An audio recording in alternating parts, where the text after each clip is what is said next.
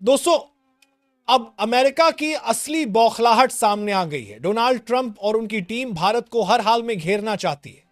पहले तो सोचा कि अकेले प्रेशर डाल देंगे, भारी भरकम टैरिफ लगा देंगे, डरा देंगे, लेकिन भारत झुका बिल्कुल नहीं। अब नया नाटक शुरू हुआ है। व्हाइट हाउस यूरोप से हाथ जोड़कर कह रहा है, भाई आप भी भारत से ऑयल गैस लेना बंद कर दो, आप भी हमारे जैसे टैरिफ लगा दो। सोचिए, अमेरिका जो खुद सालों तक रशिया से एनर्जी डील करता रहा, वही आज यूरोप को कह रहा है कॉपी करो हमें और भारत को टारगेट करो। ट्रंप ने तो पहले ही इंडियन गुड्स पर 50% तक का टैरिफ लगा दिया है। तर्क क्या दिया कि भारत रशिया से सस्ता ऑयल खरीद रहा है, रिफाइन कर रहा है और बेचकर प्रॉफिट कमा रहा है, और यही प्रॉफिट रशिया की जंग को फंड कर रहा है। इतना ही नहीं, अमेरिकी सलाहकारों ने तो यहां तक बोल दिया, दिस इज मोदीज वॉर। अरे भाई, क्या भारतीय सेना यूक्रेन में जाकर लड़ रही है? यह कैसी सोच है? अब देखिए, यूरोपियन यूनियन पहले ही एक नया नियम बना चुका है। जनवरी 2026 से वो किसी भी रिफाइंड प्रोडक्ट को नहीं खरीदेगा अगर वो रशियन क्रूड से बना हो।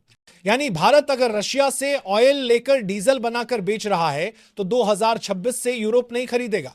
लेकिन ट्रंप साहब कह रहे हैं, क्यों 2026? अभी से रोक दो, क्योंकि जब तक यूरोप भारत से डीजल खरीदता रहेगा तब तक अमेरिका के टैरिफ बेअसर रहेंगे। भारत ने साफ कह दिया, अगर लगता है कि हम प्रॉफिट कमा रहे हैं तो आप हमसे मत खरीदिए। लेकिन असलियत यह है कि यूरोप और यूक्रेन दोनों ही भारत पर डिपेंडेंट है। यूरोप की 16% डीजल की जरूरत भारत से पूरी होती है। यूक्रेन जो खुद युद्ध लड़ रहा है, वहां 15% डीजल भारत से ही पहुंच रहा है। तो जरा सोचिए, अगर भारत सप्लाई रोक दे तो यूरोप में महंगाई आग की तरह फैल जाएगी। विदेश मंत्रालय ने अमेरिका और यूरोप पर तगड़ा वार किया है। खुद तो रशिया से अरबों खरबों का ट्रेड करते हो और भारत को लेक्चर देते हो। सिर्फ 2024 में यूरोपियन यूनियन का रशिया से ट्रेड 67.5 बिलियन यूरो, जो भारत के मुकाबले कहीं ज्यादा है। तो फिर सवाल उठता है, टारगेट सिर्फ भारत को क्यों किया जा रहा है? अगर यूरोप अमेरिका की बात मान लेता है और भारत से खरीदना बंद कर देता है तो झटका तो भारत को लगेगा ही। रिलायंस और नयारा जैसे रिफाइनर्स को नया मार्केट ढूंढना पड़ेगा अफ्रीका, एशिया, लैटिन अमेरिका में। रुपया और दबाव में आ सकता है, लेकिन यूरोप के लिए भी खतरा छोटा नहीं है। डीजल फ्यूल की शॉर्टेज होगी और महंगाई आसमान छू जाएगी। तो दोस्तों, अब देखना यह है कि यूरोप अमेरिका का हुक्म मानता है या फिर अपनी जरूरतों को देखकर ट्रंप को इग्नोर कर देता है। भारत ने तो क्लियर कर दिया है, हम किसी भी प्रेशर में नहीं आने वाले। और अगर वेस्ट हमें आइसोलेट करने की कोशिश करेगा तो भारत अपने रिश्ते रशिया, ईरान और मिडिल ईस्ट के साथ और मजबूत कर देगा। मीडिया रिपोर्ट्स के मुताबिक डोनाल्ड ट्रंप ने पीएम मोदी को कई बार कॉल किया। जी हां, 4 बार। लेकिन जवाब, मोदी जी ने फोन उठाया ही नहीं। क्यों? क्योंकि ट्रंप चाहते थे कि हाल ही में जो ऑपरेशन सिंदूर हुआ पाकिस्तान के साथ, उसका क्रेडिट अमेरिका को मिल जाए। और इसी क्रेडिट से ट्रंप की ख्वाहिश थी नोबेल पीस प्राइज। सोचिए जरा, भारत ने तो उनसे कोई चर्चा ही नहीं की, कोई कोऑर्डिनेशन नहीं हुआ, तो फिर क्रेडिट क्यों दिया जाए? लेकिन ट्रंप का ईगो आहत हुआ और अब वो हर तरफ से कोशिश कर रहे हैं कि भारत को घेरा जाए।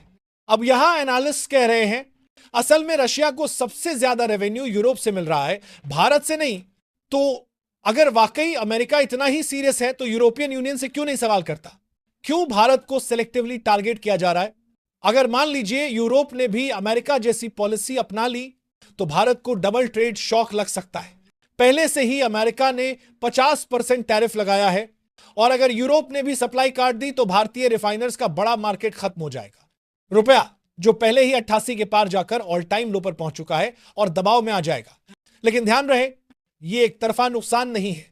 अगर भारत से डीजल और जेट फ्यूल बंद हुआ तो यूरोप में भी डीजल की शॉर्टेज होगी, महंगाई बढ़ेगी, इन्फ्लेशन बेकाबू हो जाएगा और यूरोपियन सरकारें अपने ही लोगों के गुस्से का शिकार बनेंगी। यानी अमेरिका तो कह देगा, हमने तो बोल दिया, अब तुम भुगतो। लेकिन असली चोट यूरोप को झेलनी पड़ेगी। अगर मान लो यूरोप अमेरिका की बात मान भी लेता है तो क्या भारत झुक जाएगा? जवाब है, बिल्कुल नहीं। भारत ने साफ कह दिया है, हम किसी के दबाव में नहीं आने वाले। अगर पश्चिमी देश हमें अलग थलग करने की कोशिश करेंगे तो भारत अपने रिश्ते और गहरे करेगा, रशिया के साथ, ईरान के साथ और मिडिल ईस्ट के सप्लायर्स के साथ। यानी गेम और ज्यादा मल्टीपोलर हो जाएगा।